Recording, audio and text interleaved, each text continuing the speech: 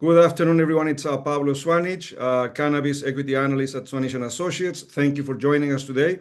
We're going to discuss the Ohio market, and we have a panel of 3 speakers with operations in the state, and of course in other states also, in the case of some of them. We have Trent Woloveck. He's the Chief Strategy Officer at Jushi Holdings. We have Maloof, CEO at Standard Wellness, and we have Edward Schmults. He's the CEO at Firelands Scientific. Welcome to all 3 of you. Thank you. So look, we have a lot to cover, and obviously some new legislation around cannabis and around hemp derivatives. But let's start with introductions about yourself, your trajectory in the cannabis business, and your operations, and the Ohio presence you have. Let's start with you, Trent. Yeah, thanks, Pablo. Appreciate you having me on. Myself, I'm originally from Westerville, Ohio, born and raised. Columbus, went to Miami University. So always have had Ohio longstanding.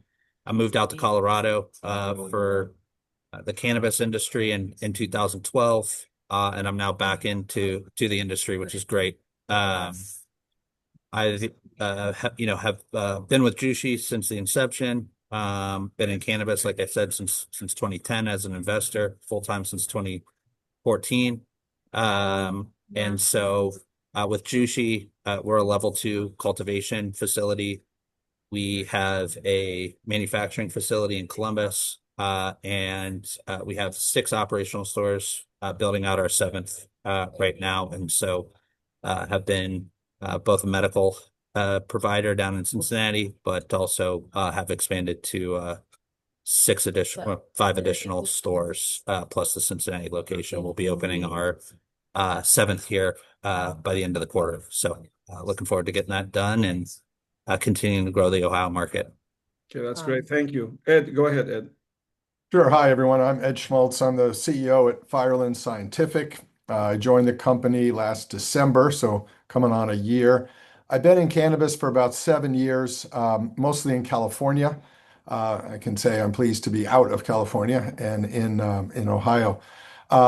Firelands Scientific, we're a vertical operator in 2 states, 2 contiguous states, Ohio and West Virginia. We run low-cost greenhouse operation in Ohio with processing. Currently, we have 6 stores in the state, and we have 2 more sited and are in process. We expect to open them in 2026. 7 stores in West Virginia. West Virginia is medical only. We're backed by solid equity investors. We have a strong balance sheet, very low debt. What debt we do have is with CF Bank, our local bank partner in Ohio, single-digit interest rate. So I feel very fortunate to be at a profitable and low-leveraged company. Ohio is about 2/3 of our business, and we're really focused on efficiency, trying to keep our operations well below 40% SG&A to sales and keeping our gross margins in the high 50s. Thank you. Jared, go ahead. Similar story to Ed. We're Standard Wellness. We are a multi-state operator. We operate in Missouri, Ohio, Utah, and we have an interest in Maryland. Myself, along with many others, we got this thing rolling in Ohio. A few of us got together and formed the Ohioans for Medical Marijuana, and we urged the legislature to pass House Bill 523. So I've been in it since the beginning of the program. And Standard Wellness, we were the first vertically integrated operator in Ohio, a title we held for about a year. We also have the distinction of selling the first marijuana in the state, the first ever legal sale in 2019. And as luck would have it, we sold some of Ed's product through our store at the Forest Dispensary. Eternally grateful, Jared. Thank you. Yes. We have 4 stores open in Ohio right now, 2 that are either under construction or very close to under construction, and 2 more that will be, we believe will be done by the end of next year. So we're going to hopefully get to our full complement of 8. Like Ed, our company has a single-digit rates for what debt we do have, and we're lucky enough to be pretty low leverage as well. While we may not be the flashiest company in the state of Ohio, we're kind of a little engine that could, and we just kind of, or the tortoise and the hare. We're whatever analogy you want to use, but we're getting it done, and we're really enjoying being part of the Ohio program. That's great. Thank you. Look, I mean, now let's move the discussion to the state of the market. Before we discuss any legislation, let's just talk where we are with the rec program. I'll stay with you, Jared. I'll read a few questions, but idea all three, we can chip in here, please. In terms of the market growth, has growth in the rec market met your expectations? What has been the impact of not having formal AU rules, right? Adult use rule. Has the rise of hemp derivatives hurt the development of the rec market? Let's start with that in terms of where we are with the market right now, in your opinion. And also, if I can add, Jared, in terms of adult use rules, regardless of what's being discussed in the House and the Senate at the state level, what changes have been implemented, if any, in the non-medical program so far? I believe that pre-rolls have been launched, but just talk about what has changed in the last year. Thank you, Jared. On to you. Sure. So let me answer your first question first. What's happening with growth in the market? Well, we kind of hit a little, we've stalled out a little bit. September sales were lower than August sales. Now, there was one less day and there weren't as many weekend days, so that certainly impacted it. I'm very interested to see what happens in October. The thing that's extremely interesting about September's numbers being down is we also released pre-rolls in September. So there was this expectation that we would go up, and in fact, we went down. And as it turns out, it appears that pre-rolls are beginning to cannibalize the flower and the vape segments. It's only 1 month and one data point, so we'll be watching. And also, it's important to note that pre-rolls were not widely available in September. They were just starting to hit the market. And again, kudos to my friend over there at Firelands. They got the first pre-rolls out to market, and I will be eternally jealous that they did that.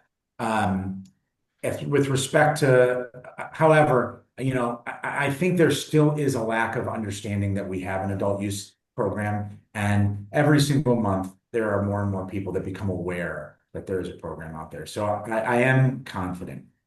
I would say you're never gonna get me to say that I'm supportive of any taxes, additional burdensome taxes on cannabis.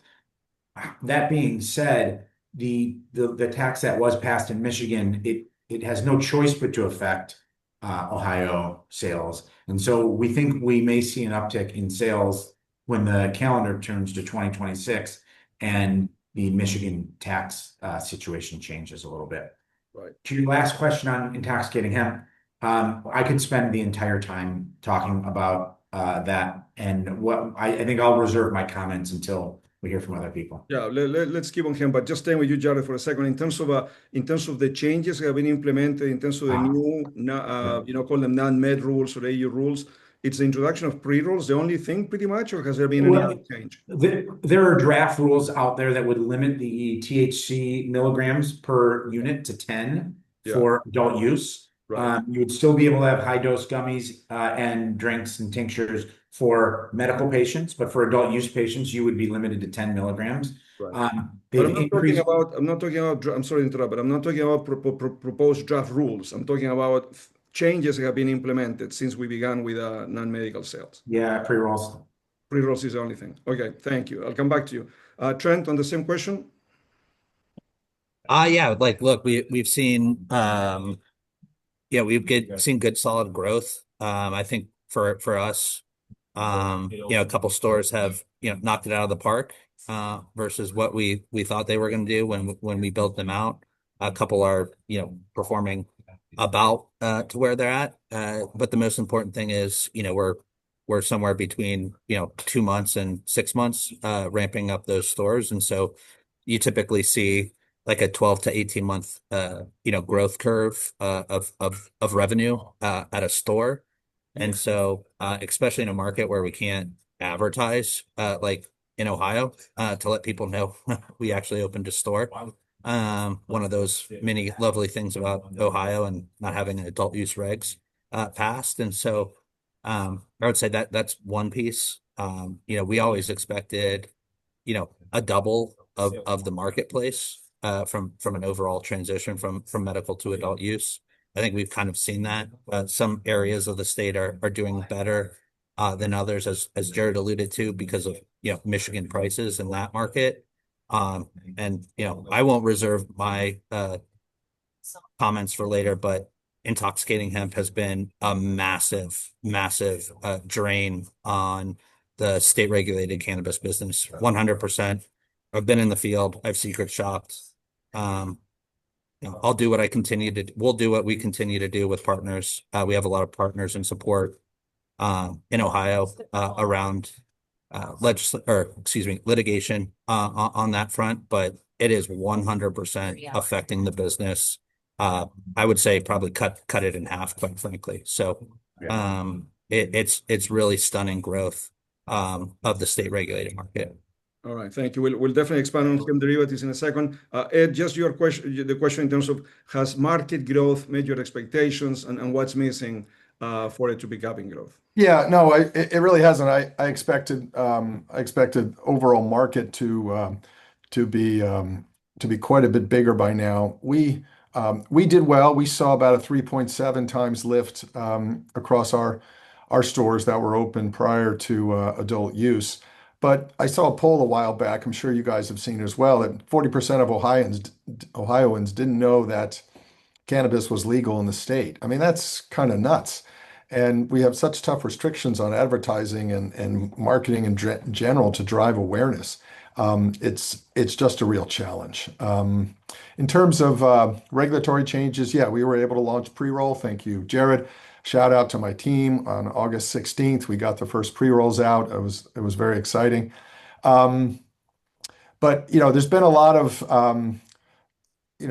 work to reduce attractiveness to kids, addressing strain names. It seems like we're lost in the minutia and not really focused on the bigger picture. But I also understand, the regulators aren't getting clear direction from the governor or the legislature, so they're making do with what they've got. Right. So I'm going to stay with you, Ed. But in terms of what's being proposed, right? There's SB 56, but correct me if I'm wrong. The bill has changes to the cannabis program, right? Some protections, consumer protections are going away. It recriminalizes possession if it's out of state. So there are changes on the cannabis side, which from my end, for the most part, are negative. There are some that you could spin as positive, but some of them seem to be negative. And the same bill, and again, correct me if I'm wrong, it's coming up with new rules around hemp derivatives. It would pretty much ban the sale of gummies outside of dispensaries, licensed dispensaries. But just if you can expand in terms of that bill, the outlook for that bill to pass, and how do things play out in the end, in terms of how cannabis and hemp derivatives are regulated. Yeah, we've been watching that every day. It's in conference, so I think it's likely to be changed significantly. At least that's our expectation. I'm not going to predict what happens. The bill as proposed really sets up a legal channel for intoxicating hemp with 400 stores, but it's in thousands of stores across Ohio. That seems problematic on a lot of fronts, number one being enforcement. So we're watching, we're talking with our government affairs people, and this is happening quickly. I give kudos to the governor for forcing this issue with his executive order. And we're engaging how we can to one, try to understand, and two, try to help if we can help craft the final result that comes out of conference. Right, Jared, on the same topic, and here just for the audience, in terms of the context, I'm sure they know, but the governor initially was going to put a blanket ban pretty much on all hemp derivatives. There was some litigation, but at least that has sped up the discussion at the Senate and House level to get something done, it seems. But Jared, again, in terms of how things are playing out and where they end up, in your opinion. Yeah, it's right now. Currently, it's a disaster. The hemp lobby wrote this bill without any feedback or input from from the regulated market, from my perspective. And there are a whole host of loopholes embedded in this bill. And with respect to the definition of intoxicating cannabinoids, there's going to be 400 hemp licenses shops. Well, there's only 200 dispensaries right now, so there'll be double our footprint. But also there's an illegal amnesty program where you can get grandfathered in. And we don't really know how that amnesty program is going to work. My suspicion is that the hemp lobbyists and the hemp lawyers will use every bit of ambiguity to their advantage. And what I've been observing across the country is that the hemp guys have been beating us up in every single state. And so we're working every day to try to educate legislators to what they are kind of walking into. And with rumors that there might be action federally to address some of these issues, it might be our position that we should be in no hurry to create a legal framework in a state if the feds are going to address it. You could take the alternative view and say, no, it's even more important to address it. But addressing it in the way that lawmakers have suggested currently, I don't think is the right approach. And just staying with you, Jared, I mean, when you say, the hemp lobby has pretty much their fingerprints all over the bill, would you say more the beverage lobby or the in general, the hemp derivatives lobby? Because it seems to favor even beverages more than hemp derivatives, right? But any thoughts on that? Well, I think it's a very interesting situation right now, right? There's three parties. There's the regulated marijuana space. There are the beverages, and then there are the pure hemp people. Right. And the beverage people are sort of the swing vote, so to speak. And they have a significant amount of lobbying power. And I'm speaking personally for myself. I can liquor and alcohol and beer and wine, it all flows through a regulatory body in most of the states in the union, right? And so I think we can find a place for the beverages to exist through that regulatory framework, but allow for the other cannabinoids and the other form factors to all exist through the regulated dispensaries. Right. I was going to go back to Trent to get his outlook on SB 56, but okay. Trent, I don't know if you can hear us, but your opinion on SB 56, where does it go? How do things end up here? I know it's hard to make predictions, but your view, Trent. Yeah, I couldn't agree more with Jared. Sorry, I lost you there for a second, but I think the monster has grabbed a intended executive order, and the beverage lobby, the big alcohol, has grabbed it. The illicit market, the Chinese and Mexican, organized crime has grabbed this. They are selling hundreds of millions of dollars through the state of Ohio. They export $150+ billion of product out of Oklahoma, Maine, California, so on and so forth. And so, these people are doing everything they can to, continue to pull the wool over people's eyes, straight up lie to them. And I think, as an industry, especially in Ohio, we've done a great job of continuing to support each other and push forward. So I don't understand how in a state where we've battled the administration, we've gotten no movement from the legislature, how they're okay with moving from 200 stores to an additional 400 stores. I mean, they're just creating an adult use market times two. And so it's something with a cheaper product. With a product that's not made in Ohio, Ed. Yeah. That's the problem. Right. Us people in Ohio, we've spent hundreds of millions, if not $1 billion+ investing into Ohio. And so I don't think that works. In fact, I know it doesn't work for a lot of folks. And so as Jared alluded to, we'll see what happens at the federal level. But, two can play at the game of killing bills. The hemp has done it to the regulated industry, and it's time for a little payback. So we'll see what happens. But I don't think we're going to be in a position to roll over anytime soon. Right. Look, I mean, Trent, I want to stay with you here. Just if you think of other rec markets where Jushi operates, I don't know, Massachusetts, Nevada, or others, what do you have in those states on the reg side that you don't have in Ohio? Just for people to clearly understand the big difference in terms of what's missing. I'm not asking Virginia or Pennsylvania because those are medical markets. I mean, advertising, being able to apply, discounts, communicate to folks. It adds both of Jared and Ed have mentioned making people aware where we're at. Look, it's I hate to keep harping on it, but when people play by different rules and they can advertise that they sell THC and I can't, we're not going to win ever. And there's confusion in the marketplace. Look, my parents, still live in Ohio, in Westerville. Even my dad is confused on, where or what is a regulated store and not a regulated store. And so, set aside direct to consumer, online business, it's a disaster. And so I think it's going to be on us to continue to educate folks on what's, happening in their communities. Right. And Trent, I'm going to stay with you on the same topic, but assuming that, the cannabis side had the lobbying muscle, what would you like to have happen? I mean, if I think in terms of compromise, right?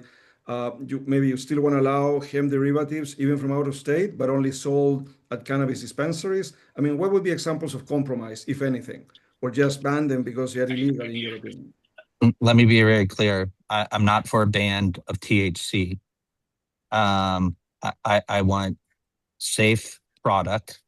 I know it's not safe. I've bought Right. It's not 10, 20, 30, 40 products in the state of Ohio. 100% of them have come back hot. 70% of them have come back with yeast, mold, mildew, pesticides, heavy metals. This is a public health and safety thing. It has nothing to do with the business. It has nothing to do with my business. We have all worked extremely hard.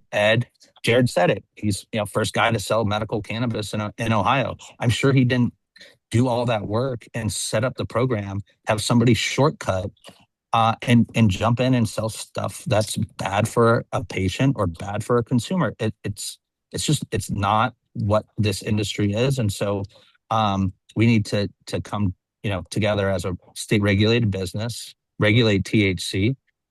Look, hemp was minor cannabinoids, non-intoxicating cannabinoids. That's part of a market we need. There's plenty of additional paths that they can go down around hemp of what it was actually created for. And so what's the compromise?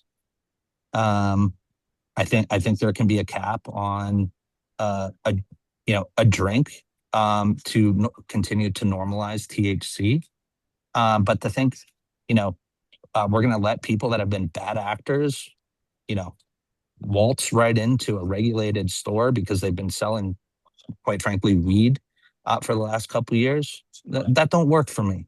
It don't work for a lot of people, quite frankly. And so, the vape and the THCA flower, the synthetic cannabinoids, guess what? That don't work. And so it's an embarrassment to the industry. It's a black eye to the industry. At a federal level, we have not had normalization because of these bad actors. The prohibitionists get to flaunt that in the face of legislators, and nothing happens. That's just fact. Yeah. Look, I mean, before we move on back to the operations in Ohio, Ed and Jared, if you want to add here in terms of the same question, right? What would be a realistic compromise? I'm sure it'd be easy to say, look, ban all hemp derivatives and that's it, right? And enforce it. But that's not what I would call a compromise, right? I'm not saying that the hemp guys deserve a compromise, but if we try to be realistic, what could be a compromise at the state level, if anything? Like, for example, age gating, proper testing, allowing states from out of state, but only sold at cannabis dispensaries, not hemp, not these new 400 hemp dispensaries. I'm just saying, what would be a compromise? Because I think that's good, Pablo. Okay. Certainly age gating, only selling in cannabis dispensaries. You have to go through the same testing and vetting as any other THC product. And the same requirements for, labeling. I mean, you go to a gas station, you see nerds with 100 milligrams of THC in it. Some 6-year-old kid's going to think that's for them. I mean, it's crazy. Right. I mean, Trent's absolutely right. This is a public health crisis. And anytime a kid goes to the hospital, it's likely not because of the industry. It's likely because of they've had some intoxicating hemp that they've purchased that's been labeled to appeal to children. I mean, it's appalling. I do think the THC beverages, those are likely out of the barn, bars and liquor stores. But the other products, there is a system set up in place for selling regulated THC, and it's the existing cannabis providers. And anybody selling intoxicating or hemp should go through the exact same hurdles and inspections and requirements as everyone else and sell through those stores. Right. Jared, sorry, the same That to me question. is the I know we've compromise. touched on it, but yeah, compromise, realistic compromise solution, if there is. And my compromise is this to every hemp person who's listening right now. Take yourself down to your local police station, turn yourself in, and I will try to work to make sure your jail sentence is as low as possible. And obviously, I'm not serious here. I agree with Ed. Let's do. I agree with both panelists. Let's get THC beverages through a regulated channel, and then let's regulate all other cannabis through the dispensary program. If there needs to be additional licensing rounds to allow other people to participate, we can live with that, but it really all needs to go through the regulated program. Okay, look, before we go back to Ohio, and here I'm going to get a bit off topic, but I want to get your views very briefly here. My first reaction to the video that was posted into social, right, Commonwealth Project about the endocannabinoid system was positive, and then I realized, this is all the hemp people, the CBD people, which, it was good, right? Stocks reacted. But the problem I have is that, I can tell let's say my wife, look, promise her that we're going to go to, I don't know, South Korea for holidays. And I may tell my kids at the same time, same holiday, we're going to go to Hawaii. So I promised to both of them, and those promises are not compatible, right? And I have this problem right now that I find the president, if we say promises made, promises kept, he's made a promise to some extent to the hemp people, and he's made a promise to the cannabis people, which are not compatible. But maybe I'm wrong the way I'm thinking about it. I don't know if anyone wants to chip in. What promise did he make to the hemp people? Well, the way the endocannabinoid, that's my interpretation. That's a fair question, Trent, but the way I interpret the endocannabinoid video, the way that it's talked about. What does the CB1 and CB2 receptors have to do in the endocannabinoid system have to do with the hemp people? And let's be very clear. Okay. If people are selling 100% CBD or other minor cannabinoids with no THC that's going to get you intoxicated, or a product that's actually below 0.3% Delta 9 THC, right, doesn't have any of the other stuff in, great. Right. That's fair. But you're saying that is not happening. Hold on. That is not happening for 99.99999% of the businesses that claim that they're in the hemp industry. Zero. Yeah. And so the piece that the president was talking about was not a promise to hemp. Far from it. Okay. It was about the endocannabinoid system that's only been discovered in the 90s, that it's quite frankly, a warning shot over the bow to Big Pharma, because he's not a Big Pharma guy. In fact, he said, we're coming after Big Pharma, lower your prices or we're going to gut you. That's what that post is about. That post is about alternative medicine that people can use to get out from under the thumb of Big Pharma in the United States. That's what that video was about. It had nothing to do with hemp people. And please stop calling them hemp people. These people are drug dealers. They are breaking federal law, period. 10 out of 10 times. Okay, no, I hear you. Ed and Jared, your views. And I take your points, Trent, of course. Jared or Ed? I have nothing to add. That was perfectly stated. Yeah, I agree.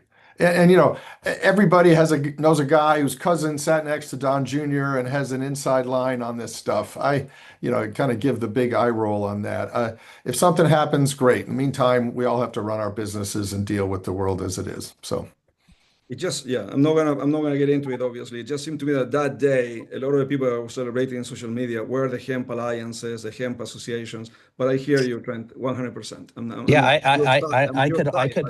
hold on. I can also say a lot of things online. How often are people telling the truth on Twitter? I don't know, not that much. Right. I can celebrate anything I want. That this is a broader conversation with Right. society. People say stuff online and then they go out in the real world and do something. People forget there's repercussions when they do something bad. Yeah. And those repercussions are coming.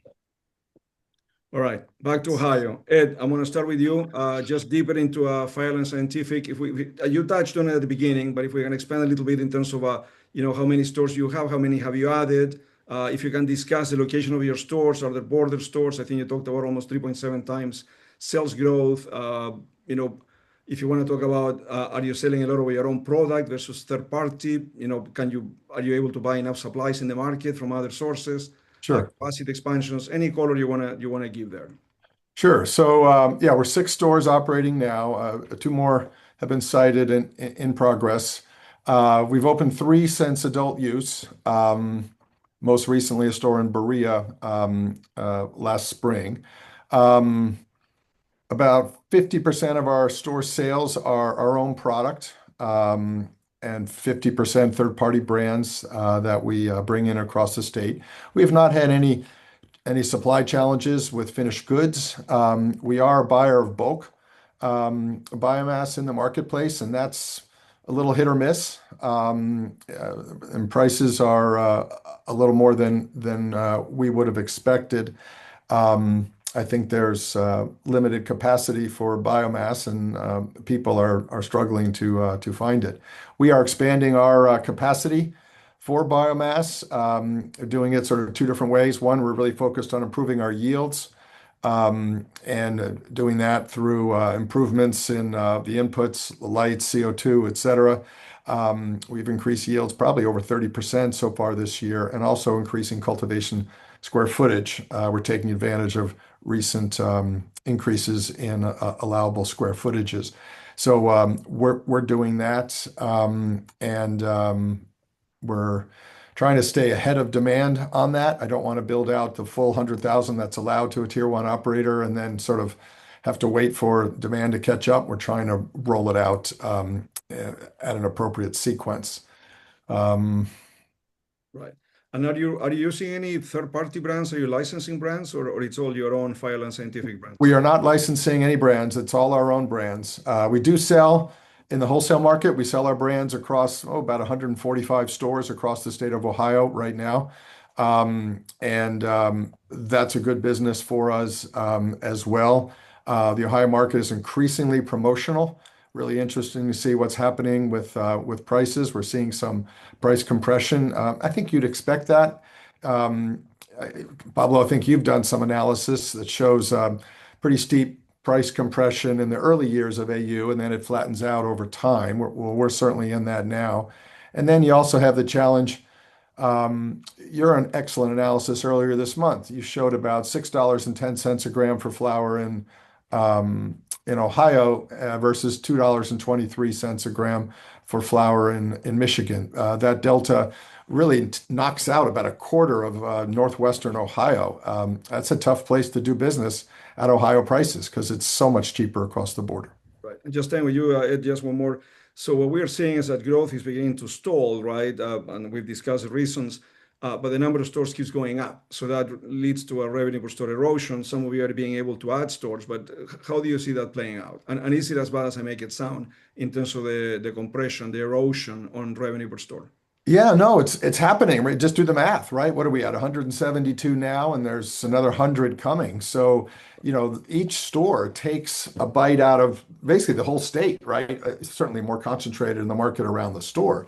But if you've got 5 stores and you think you're just going to sit tight, I would expect you to have declining revenues in the years ahead because more licensed operators are going to open up.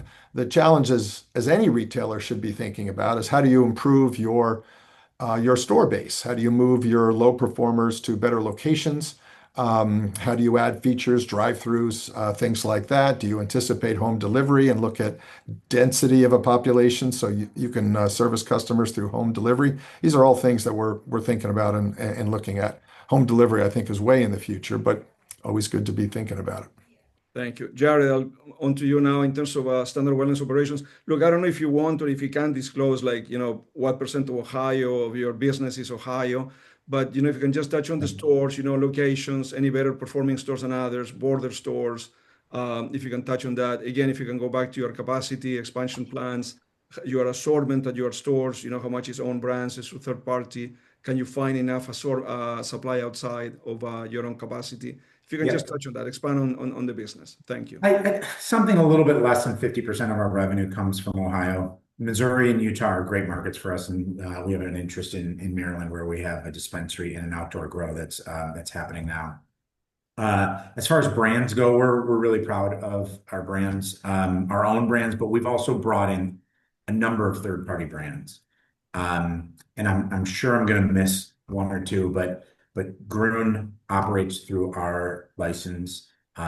Wonderful relationship with that team. We'll be launching Lowell Farms and Miss Grass pre-rolls. We manufacture for Galenas on the manufacturing side of the house. We also have a couple of new brands, Dose of Hope and Tom and Berries. And there'll be a couple more coming too. And our theory is, ultimately in cannabis, the brands are going to win the war. We can't stop them. What we should do is partner with them and create a mutually beneficial relationship, and learn from them, right? Through osmosis. Some of their, selling tactics are better than ours, and we want to learn from them how they do that. In our own stores, we like to have 30 to 35% product be standard wellness. And we like to think that it gives customers a better retail experience. And I always say that we leave room on our shelves for our competitors, and we hope that they'll leave room on their shelves for us.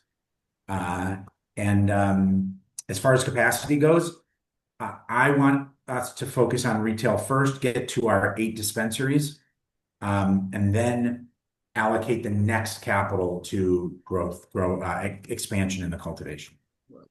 And just to be clear, I think at the beginning you said you have 4 stores, you're moving up to 8. So although you have this uncertainty in terms of all these new regulations, you're of course going ahead, opening those new stores. We are, yes. Yeah, okay. And is reciprocity a big deal in Ohio? I know in Missouri it's a big deal, but how does it play out in Ohio in your opinion? Yeah, I mean, Ohio is MSO central. When you look across Illinois, Maryland, and Ohio and Pennsylvania, you see the same players. And oftentimes it's difficult, it's most challenging around quarter end, right? Because there are a lot of groups that they cooperate, and I don't blame them. But it makes it hard if you don't have states where you overlap with other multi-state operators. Right. Missouri's an altogether different reciprocity. It's an internalized market where there's not a lot of MSOs. But that reciprocity is across the store shelves, and with a few very, very large players, it can make it really challenging. Right. Thank you. So Trent, same question in terms of the Jushi operations in Ohio. You've been very successfully expanding, but if you can repeat, number of stores, how many left to open, if you want to touch on some locations, stores that are performing better than others, go on, capacity expansion plans, brand assortment, if you're licensing any brands, if you can touch on that, Trent. Thank you. Yep. Yeah, absolutely. So I'll start with the grow. So we're a level 2 grower, meaning the lower level, not a level 1. I think we're able to get up to 15,000 square feet. We acquired that facility from Cura/Grassroots. And so we actually own that free and clear. We bought some property around it. We have not made the decision to invest in expansion yet because we are able to buy bulk at a good price to put in our bags to be able to flow through our store and or sell it out into the third party market. That facility there crushes for us. We just 2.4x'd our footprint over the last couple quarters.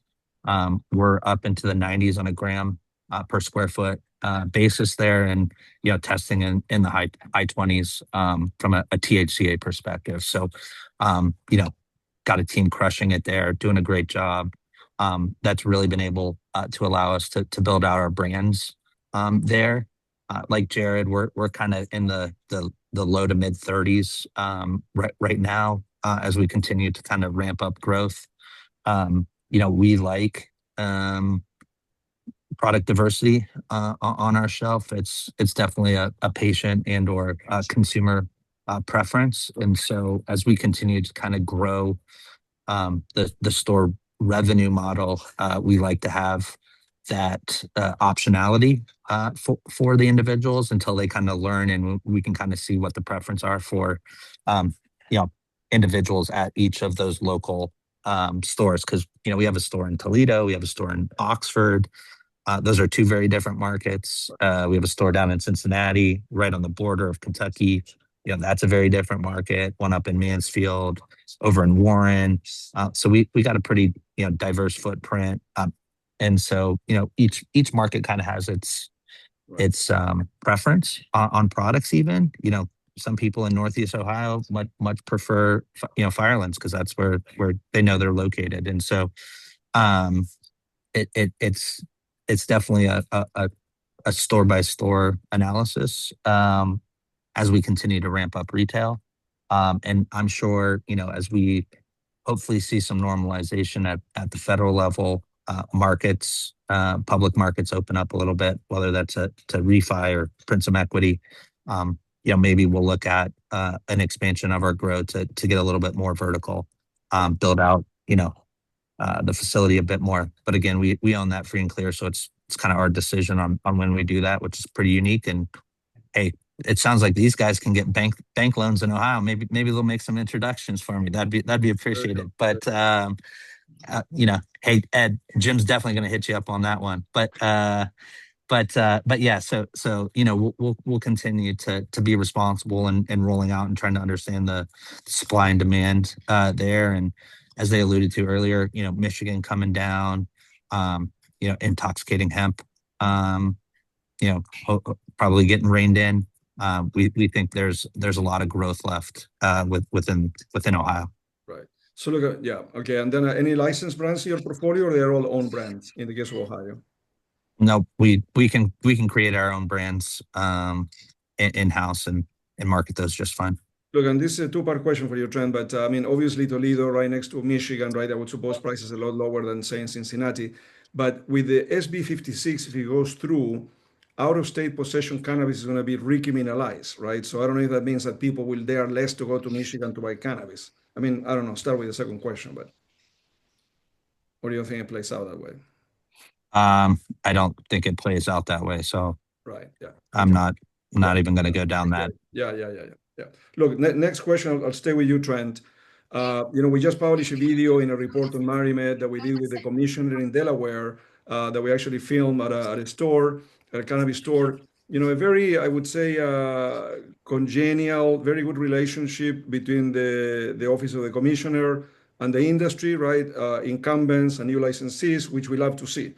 We've seen the case of maybe Minnesota, New York is being very antagonistic. In your opinion, where does Ohio really land in terms of the regulator's performance and relationship with the incumbents, in terms of what we can say publicly, in your opinion? Yeah, I think, and Jared's probably a better person to answer this question. I'm not quite as involved in Ohio, but obviously, we interact with the regulator through kind of our level 2 grow piece, our industry group that we have there. It always seems like they're willing to listen, to have a conversation. I think they're sometimes regulating with one arm behind their back, just based on what the preferences of the administration or where legislation's at. And so that's kind of my 2 cents, and sitting probably a little bit higher, not knowing everything, but that's just kind of what it feels like. Right. Jared, on the same question, and again, I'm not trying to put a positive spin, but again, from what I've seen in New York and Minnesota, I would call it antagonistic. In the case of Ohio, I would say it's a lot better, despite all this uncertainty on the legislature side. But any thoughts on that, Jared? I think you're on mute. You're on mute. Jared. Sorry about that. Just a small bit of history. The program used to be governed by the Board of Pharmacy and the Department of Commerce. Pharmacy did the dispensaries, Commerce did the cultivations. it's now been merged under the Division of Cannabis Control, and so it's one regulator. That definitely has streamlined things. 2024, I give the DCC a 10 out of 10 as far as execution. They took over from pharmacy. They rolled out an adult use program a month early, and they distributed all of these 10B licenses, all and oh, by the way, wrote about 1 million rule packages. And so they were burning the candle at both ends for sure. And now they're doing a good job of regulating the program. They have to take their direction from the governor, and so not all decisions are popular, but our governor has a number of opinions regarding how our program should be run. So at some point there will be a new administration, and maybe there'll be a fresh look, and maybe there'll be a little bit of loosening on strain names and advertising and things like that. But for the time being, I mean, I can't complain. Right. Thank you. Eddie, you want to add anything on that? No, I thought Joe did a nice job. Right. Thank you. Look, I know we're going to be running out of time, but I'll read some questions here from the audience.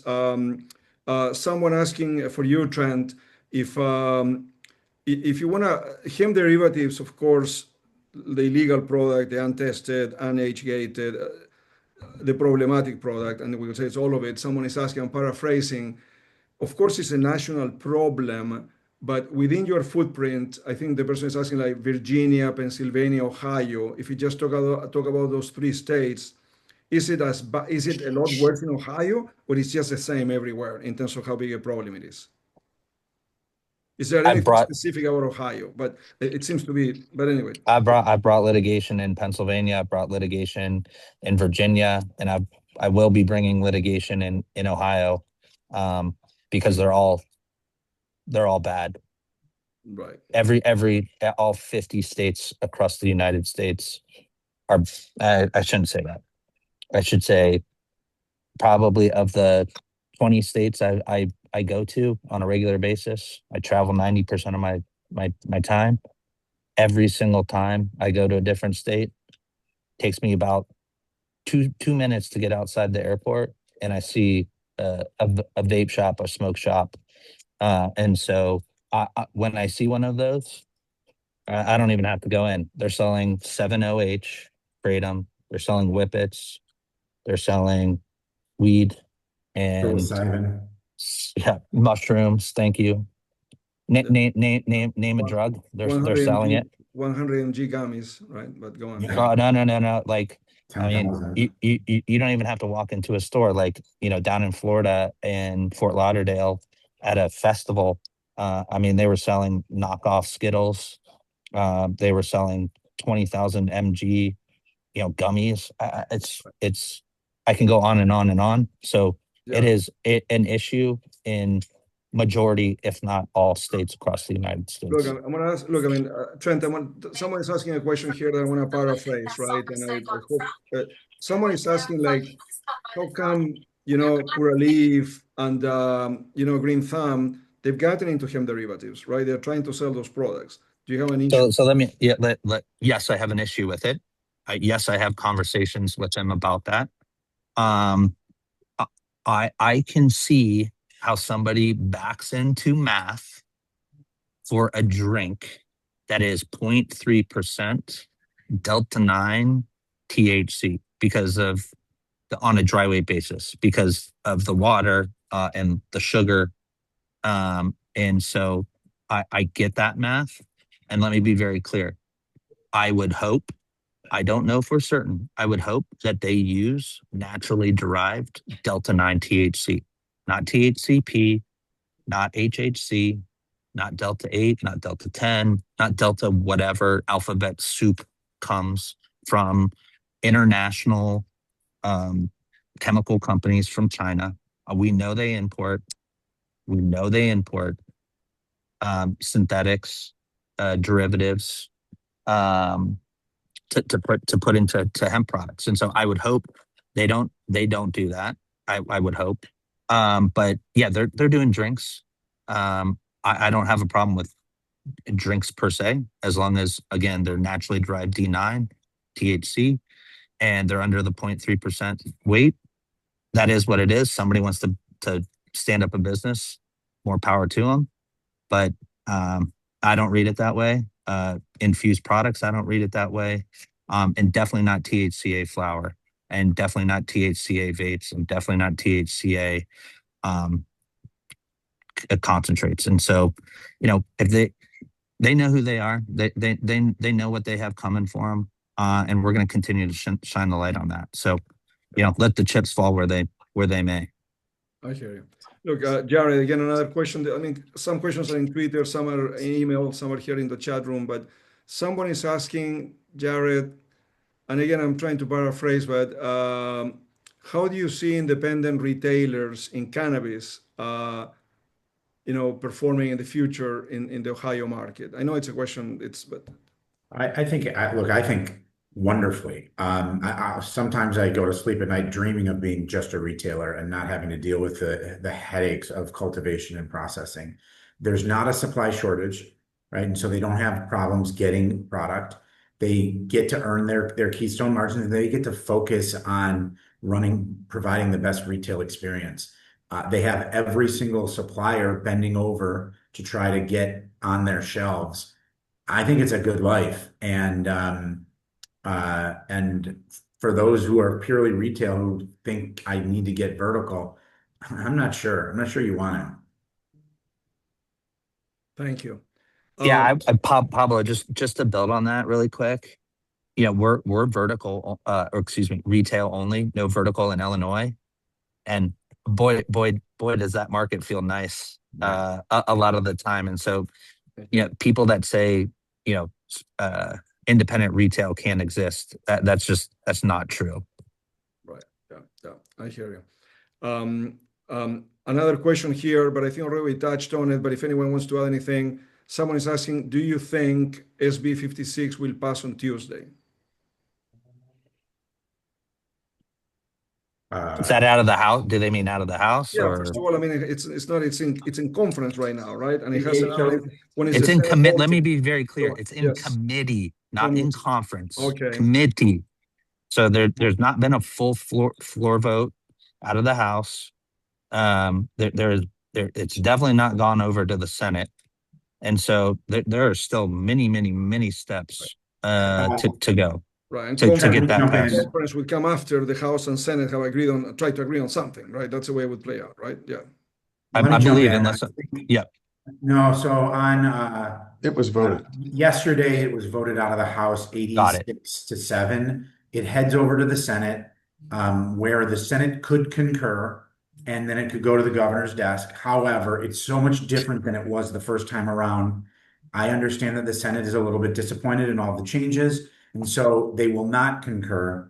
It will end up in conference committee, and those conferees have yet to be identified. Right. And those people, 3 people from the House and 3 people from the Senate, will work on what they hope will be a compromise bill. Right. But on that point, is the Senate does the Senate have more issues with the hemp side of things or the restrictions on the cannabis side? Well, in the spring of this year, the Senate unanimously passed SB 86, which would have put all of the hemp products through the regulated cannabis dispensaries. So I think it's safe to say that the Senate is a little bit more hostile to intoxicating hemp than the House is. Who knows? Things change, and people's allegiances change all the time. It's anybody's guess what happens now. Hey, Jared. Once they get out of the conference committee, does that then need to go to the House and the Senate for an up or down vote? Right. That's correct. Yeah. Cool. Yeah, I mean, one question it's another question, but again, paraphrasing here, but it just seems that we still don't have a general template, right? That every state has different rules, but it could be if things play out the way you're talking, Jared, and it more towards the Senate piece, that could be the template that other states could implement, or is that just too wishful thinking? I mean, for the time being, we just have like 50 different legislation. Yeah, I mean, if you look at the marijuana legislature, like at marijuana markets, every single one is totally different. We've created a mess. Yeah, it's I think states, Pablo, to answer your question. Yeah. And Jared alluded to this earlier. We're gonna have hodgepodge in this industry, Right. until we have some federal normalization. And I truly believe we're going to have federal normalization on the Farm Bill loophole in the coming weeks. At the federal level. Yes, You want to expand on that? I'll leave it at that. All right. Okay. No, that's great. No, that's what we want to, all we want to see. Okay. Obviously, this panel has been more than just Ohio, but I think it's been very illuminating. I think it's been useful to all our audience. We tried to go through everyone's questions. Thank you again to our three speakers. Closing remarks, I'll start with you, Ed, but anything else you want to add here or that you want the audience to walk away with? Thank you. Yeah, thanks, Pablo, and thanks, Trent and Jared. Always good to be with you guys and hear your thoughts. I do want to go back to one thing. I love being a cultivator. I think that's very important. And sometime next summer, we'll break $100 a pound production. So, price compression, we're doing high 20s THC, 2.5% plus terps. We're growing really good flower at a very low cost. So I'm excited about the future of Ohio. Yeah, there's regulatory challenges. Every industry has these. How do you keep abreast of trends? How do you keep up with consumers? We're in a CPG business. We've got to always remember that innovation's important. We're in a highly transactional business. I've been in other retail lines of business. I'd never seen anything like the conversion rates in cannabis. In the toy business or the outdoor business, 30-40% of your customers actually buy something. In cannabis, 99% of people who walk through the door buy something. So it's a fiercely transactional business. Got to make sure you got the right product at the right price. Half our orders come through digitally. That transaction is made. You got add-on sales possibility, but those customers know what they want. They want to come in and come out. They don't want to watch your video or learn about all this kind of stuff. So all the stores with the bells and whistles, I just scratch my head. I don't think they really understand what the customer is about. So I think Ohio is kind of in a good position, right? It can learn from other states that have gone before. You see price compression happening, and you should know that it's going to happen in this state. And you got to be sure your rent structure is appropriate, your cost structure is appropriate. You're doing everything you can to be profitable now because business is just going to get tighter. But quality product, quality brands, Jared mentioned brands. I do think brands are going to matter in the years ahead. And having a handful of brands that mean something, that have that consistency that customers and other retailers value, that's going to win the day. So we're focused on efficiency, and we're focused on really building our brands and maintaining that consistent relationship with our customers. That's great. Thank you, Ed. Jared, closing remarks. I would say things to watch. So what is the Ohio market doing? About $1 billion a year. What did we all think it could do? 2.2 billion, something around that range. We will get there ultimately. It's going to take a long time, and that slow growth might be healthier growth than what some markets see. And I do predict over 10 years' time, you will see a dynamic shift in Michigan. Right now, there's oversupply and there's ridiculously cheap pricing. Unfortunately, they're about to get hit with a wholesale tax, but also which will raise prices, which will lower the amount of cross-border traffic. Someday, Wisconsin will have a program. Someday, Indiana will have a program that will remove sales out of the Michigan ecosystem, causing more failures.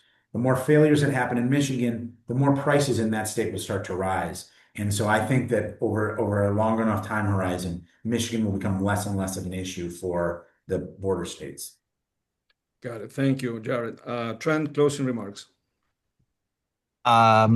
First off, Ohio State, back-to-back national champs. You heard it here first. Guaranteed. Wait for Indiana. But anyway, go on. Yeah. Yeah. No worried about Indiana. The Cali quarterback ain't going to cut it when crunch time comes. And so as far as the business goes, I totally agree with Jared. I think, and Ed, quite frankly, that price compression is actually good because price compression is needed. And it's great to hear he's going to have, cost below $100 a pound so we can get cannabis into our stores at the right price to continue to combat the illicit market, the intoxicating hemp market, and Michigan, quite frankly. And so, you're going to see the growth to that $2 billion mark. I totally agree that that's the number. Feeling like we're going from 200 stores, getting to 200 stores, up to 300 stores possibly. It feels right. We are opening new stores. We are relocating stores possibly. There's still great areas of the state that are untouched. And so, being on top of that it is important.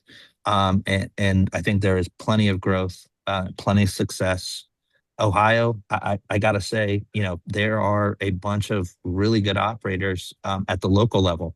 There are businesses that are single state operators that we carry their product because it's so good, it's in such high demand. And so that's I think pretty unique, but speaks to kind of the cannabis culture of what's been in Ohio for a long time. A lot of folks out in Denver, Colorado, 2010, 2014. We're a lot of Ohio folks, and so we kind of glob together. But it's exciting to be back in the home state and continuing to see growth of our industry in that market. All right. Okay. Thank you very much to our three speakers. Thanks to the audience listening in Twitter via Restream. Thank you to those that joined via Zoom.